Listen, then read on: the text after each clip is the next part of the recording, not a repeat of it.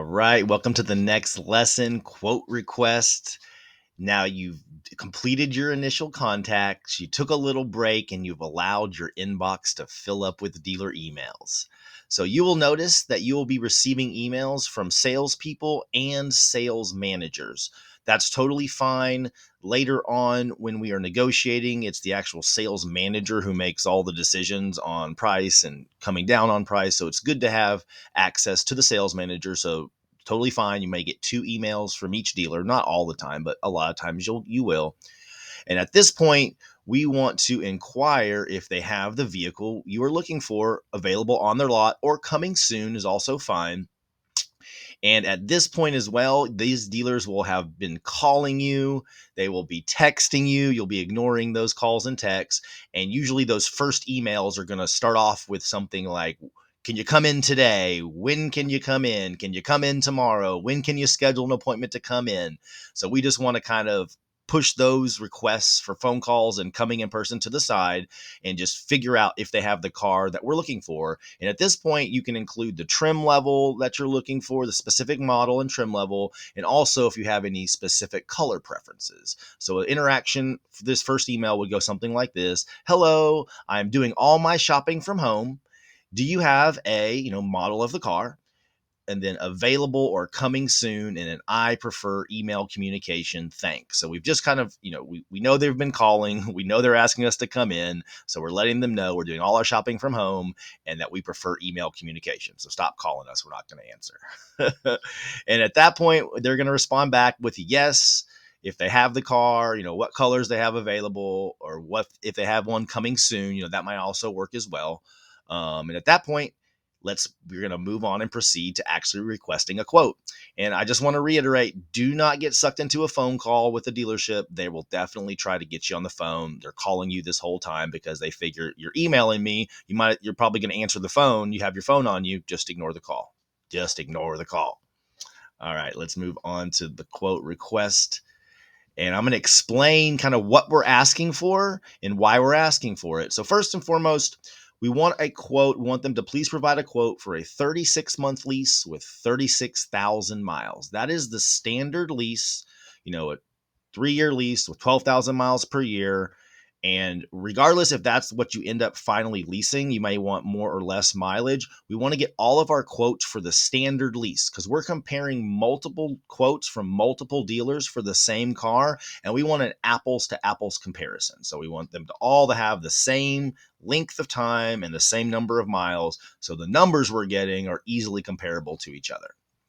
Next, we also want to ask and make sure they're giving us a 0 down payment quote with only the first payment due at contract signing. So anytime you lease a car, you always make the first payment on day one to pay for the first month before you leave the dealership, but that's all we want to pay. We don't want to get a quote with a down payment built in. We want the 0 down payment with only the first payment due at signing. Remember, from the rule of 36, if you're going to make a down payment or if you have a trade-in that you're going to use, you can calculate your own, payment reduction with the rule of 36, and you don't need the dealership to put it in the quote. So we want all the quotes with 0 down payment, only first payment due at contract signing. Next, we're going to tell them to please assume tier 1 credit. We want to get the the quote for the best possible credit score from all the dealers so we can compare. And just be aware, when they run your credit, if you don't have top tier credit, then the payment will increase slightly, and that increase will be the same regardless of which dealer you go to for the most part.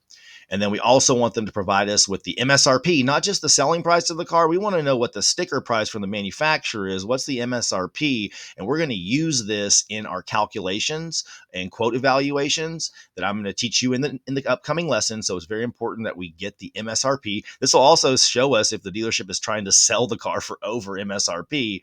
And that's important for us to know. We don't want to buy any car from a dealer who has a markup over MSRP. In the current market, there's a lot of dealers still trying to do those market adjustments, and we just want to fish those out. So that's another reason we need the MSRP. And then we also are asking them to please provide the residual value. I'm going to show you in the quote evaluations section next how to use that and the payment amount, as well as the starting price of the car. And we're going to be able to see how much of the payment is actually, the rent charge and going to the bank. And it's going to give us an idea. If that's a really big portion of the payment, then the lease deal is not great. And this may not be the right car to lease. So that's why we need the residual value. And I'll teach you more about that soon. And then we need to give them your zip code for tax purposes. So we want them to include all taxes and fees in the payment quote. And your zip code is all they need to do that. They don't need your full address, just your zip code. And this will help them provide you with an accurate quote with the accurate tax amount built in. Next, we're going to move on to the information we're going to give them for possible rebates. The manufacturers a lot of times have rebates, not all the time, but you never know what's available. The dealer may or may not tell you about the rebates.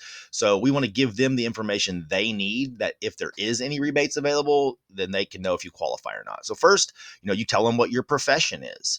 Oftentimes first responders, firefighters, police officers, even teachers and nurses. There might be an incentive or a rebate from the manufacturer for all those types of professions. So whatever your profession is, just tell them what it is, just in case that you fall in one of those categories that might get a rebate. And the next, military service. Do you or do you not have military service? Oftentimes there's a military rebate or incentive. So if you have service, thank you for your service, and make sure you tell the dealership about that. And then next, I do not have a trade-in, but the other vehicles in my household are.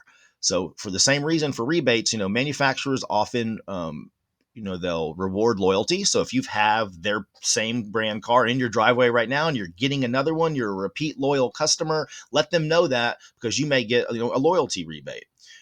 For the same reason, if you have a different brand car in your driveway, they are trying to acquire your business and steal you from a competitor. So they may give you a rebate for switching brands. So you want to tell them, what cars you have leased or financed or you own that are in your driveway or in your household. So those are what we tell them for rebates. All right, here's the example of a quote request email. So it starts off with, "Hi, Joseph." That's the name of the dealer I was talking to. "Thank you for emailing me. I prefer email communication," because at this point, he's told me he has the car available and he's probably asked me to get on a phone call with him or trying to get me to come into the dealership again. So I'm just reminding him I prefer email communication. Then I say, "Can you please provide me with a lease quote for the black GLS 450 you have available?" That was the Mercedes SUV I was looking for at the time. And then the body of the email says, "Please assume tier 1 credit. Please also provide MSRP and the residual value for a 36-month lease with 36,000 miles. Zero down payment with only the first payment due at signing. Please also include taxes and fees in the payment. My zip code is 12345. I do not have a trade-in, but the other vehicles in my household are a Lincoln Navigator and an Audi Q5. I do not have any military service, and my profession is an online coach." Now, this last part's important. It says, "I am shopping online. If you can work with me through email, that would be great." So I'm just letting him know I'm not coming into the dealership. I'm shopping from home by email online. And then I say, "I won't take much of your time. I can make a deal as soon as today if the numbers work for me." So I'm just letting him know I'm a serious buyer. And if you can give me a quote that I like, he can make a sale today, possibly. And then the final sentence says, "I am comparing quotes from several other local dealers, so please provide me with your most competitive offer. Thank you, Adam." That last line is really important. So he now knows that I'm shopping online. He has other dealers are giving me quotes. So he is now, competing for my business with the other local dealers. So the quote he should start me out with will hopefully be better than if he thought, I was just shopping him. So once the dealer knows that all the other dealers around are looking to try and give me a quote, hopefully the quote he gives me will be that much better from the start. So that's how we do the letter. And there is a link and a copy for a version of this for you to use to start copy and paste, input your information in. Just make sure you remove the brackets and stuff like that. But see the link below. You can download it. You can edit it. You can start sending your emails out. And what we are doing and how we're going to use this is a multi-dealer shopping strategy. So at minimum, I need you to collect 5 quotes for any vehicle that you're looking for.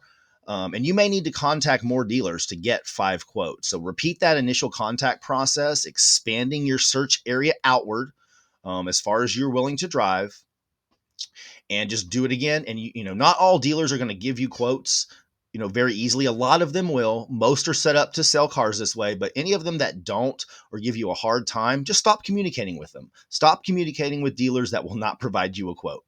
And at this point, once you start getting multiple quotes, you may not find one that you like. Maybe none of the dealers are having good lease deals for that particular car. So that's when second and third choices are highly recommended. I would recommend you don't fall in love with any car and any one car, and you should shop multiple manufacturers to compare lease programs for similar vehicles. So I don't want you to expect like the first round of quotes you get, you're going to find your car. You may have to contact, 15, 20, 30, 40 dealers, just get dozens of quotes in order to finally find the deal you're looking for. But be patient. Just realize you're at home, you're in control, and you are shopping multiple dealers. So you're not getting sucked into any of those sales conversations. You are just using a logical brain. And I'm going to teach you some quote evaluation techniques here in the very next coming up lessons to help you make that best decision on your next lease. All right, now get to it. Let's start requesting quotes. The download's available below. I'll see you in the next lesson.